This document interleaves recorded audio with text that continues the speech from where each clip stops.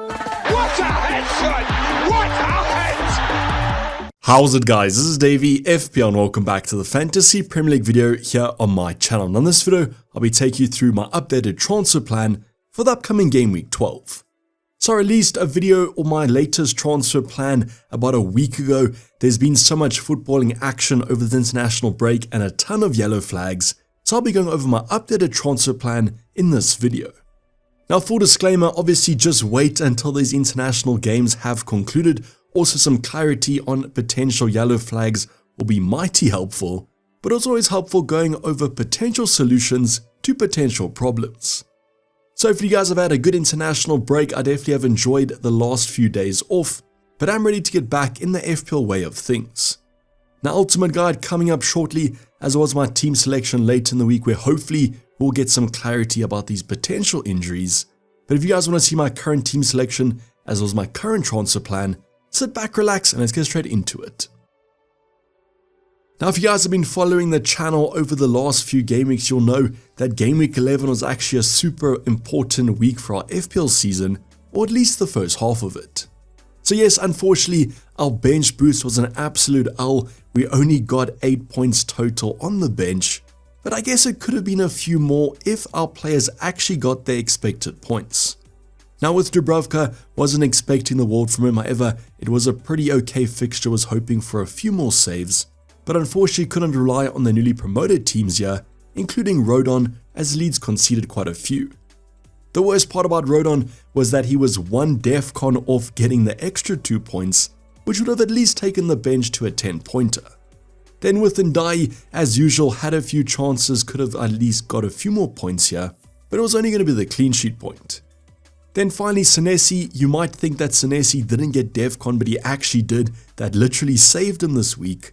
Bournemouth conceded a ton of goals. So just my luck, the players that have been on my bench getting points the week I choose to bench boost, they look simply terrible. So I say this over on Discord, but if you guys still have the bench boost, don't worry, you can simply just play it literally any other week. It'll probably outperform game week 11.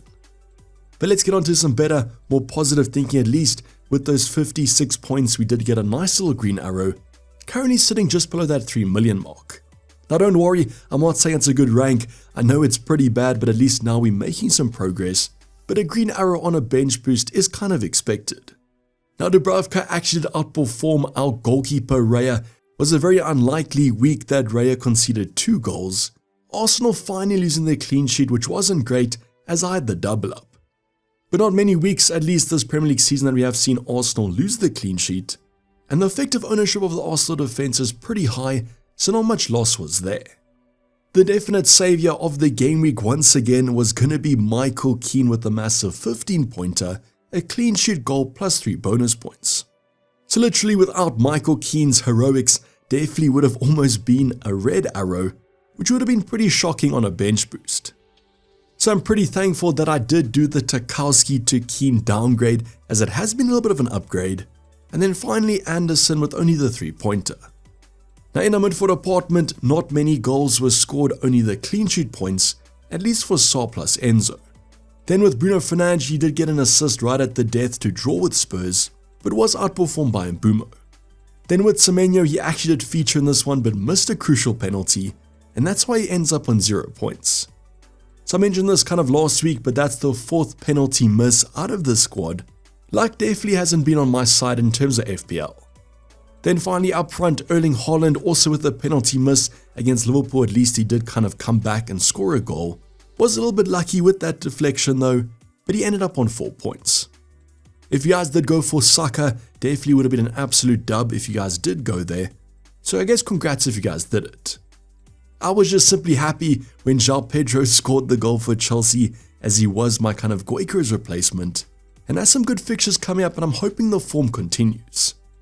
Unfortunately with Mateta, there were a bunch of chances. There was a Saar big chance missed that was a Mateta assist. Definitely would have loved it if that goal went in. So the points dodging this week unfortunately was going to be there in terms of game week 11. But overall pretty happy with the green arrow, just not the bench boost. Let me know how your game week went. Was it a great week, a bad week, an excellent, a terrible week? Just a reminder, always a safe space in the comments down below. Now before we go over the actual transfer plan, I want to give you guys the context as always of my current team selection. I do only have 1 free transfer and 0.2 to upgrade. Now as mentioned in the introduction, a ton of football still to take place, at least internationally. We have had a few kind of international break injuries. Hopefully we get clarity on those as the days progress, as my team is currently fun with flags. Now on the bench this week, I might actually hope that I did have the bench boost, as I am benching Everton's Dayvy plus Michael Keane. Definitely might regret benching Dayvy, but not too keen on Keane against United away. At least I do own Bruno Fernandes, I kind of hope that they do score and Everton concede. And otherwise we have home fixtures for Dubravka who has Chelsea and Rodon against Aston Villa. Now goalkeeper definitely has the better fixture in my opinion. Spurs at home, I do expect Arsenal to actually keep a clean sheet. The big worry though is that Gabriel's potentially out injured. Now there has been no confirmation, and as you guys will know with Arteta, don't even know if we're going to be getting confirmation. But I did kind of watch the replay of the injury and I won't lie, didn't look too great. If you guys haven't seen it, basically Gabriel was sprinting and then pulled up around the halfway line and did look like he was in quite a bit of discomfort around the thigh area. But I'm no physio, let's just wait and see what the consensus is about this injury. But at the moment looks like he might be out for about 3 weeks. I will talk about him shortly though in terms of the transfer plan. Is it worth taking him out now that he's so expensive? At least Senesi as well as Anderson have great fixtures in terms of game week 12. So West Ham and Sunderland, I know Sunderland are kind of playing better at the moment, but still I do fancy Anderson. At least he's been getting those DEFCON points. And I do hope Senesi finally gets us that haul like he was getting in the previous weeks. Now if Gabriel is out injured, there could be a debate about just benching him. If it is only kind of 2 game weeks, I could play Michael Keane. Not the best fixture though. Then in our midfield department, if every player does feature, it's going to be a great game week. We've got Bruno Fernandes against Everton at home, a potential differential captain. I just don't know if I trust them after those 2 penalty misses. Then with Semenyo, news just dropped today that he has left the Ghana squad with a potential injury. Does look like it might be a minor one though, and I will remind you that Ghana only had international friendlies. So it's not like they had any kind of qualifiers to play, they were simply friendlies, and that's why this might be more of a precaution. Do generally hope though that he does feature, as West Ham at home is a great one, but at least I haven't die if I need some coverage. Then with Ismaila Sarr managed to come out of that Senegal friendly unscathed and therefore should be okay for Wolves away. I guess you could argue that Wolves might be the best fixture at the moment, they look pretty terrible, so pretty happy that I do have him for this fixture.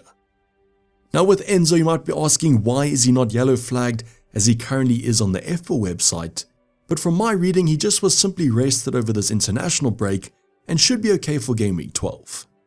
I do hope that he is. Burnley away is a strong fixture and Enzo's been point dodging every single week. This might be the week that he finally returns.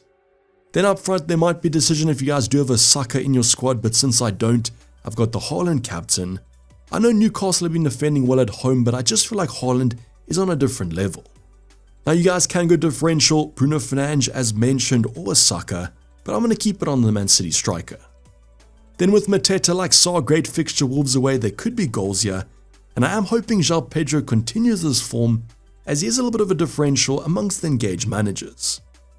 Let's just say this, if everyone was to feature in the squad and there was no yellow flags, I think the starting 11 does look pretty decent. But if Gabriel's out, don't exactly know how many points Michael Keane will be getting.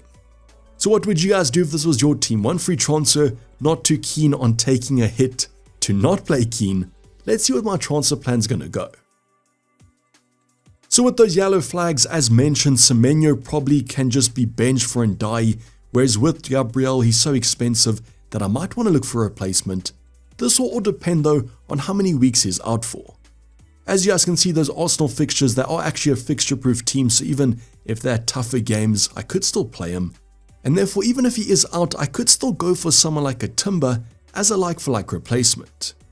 I do kind of feel like I might spend this budget on a better fixture run, and that's where Virgil van Dijk comes in.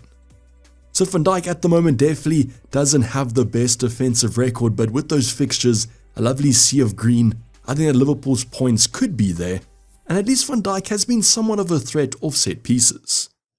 I would probably say though at the current moment I might be favouring a Munoz from Crystal Palace, as they just look better defensively and he might even be more attacking than Van Dijk, and does come in slightly cheaper. I think if Gabriel was to be out, Van Dijk would definitely be the more popular replacement, but Munoz, as I don't own that Crystal Palace triple up, he might be enticing, or as mentioned, a Timber, Calafiori, or a Saliba. Let's just assume that Gabriel is out injured for maybe 3 to 4 weeks. What would you guys do if you have him in your own team? And I'm pretty sure everyone has him.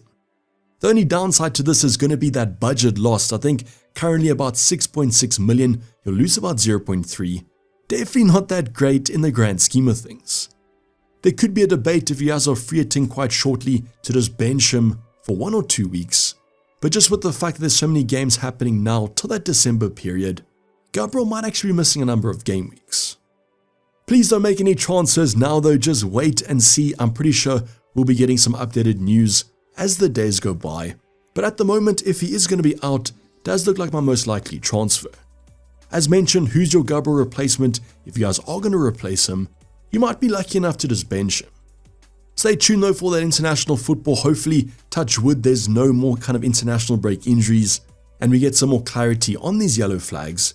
And then I'll see you guys for the ultimate guide as well as the team selection coming up later in the week. This is basically our video, guys. Hope you guys did enjoy it. Please don't like it and subscribe if you have subscribed yet. As mentioned, tons of content still to come, so make sure those notifications are turned on. But for the time being, I'm signing off. It's been Dayvy FPL, and I'm out. Cheers, bye.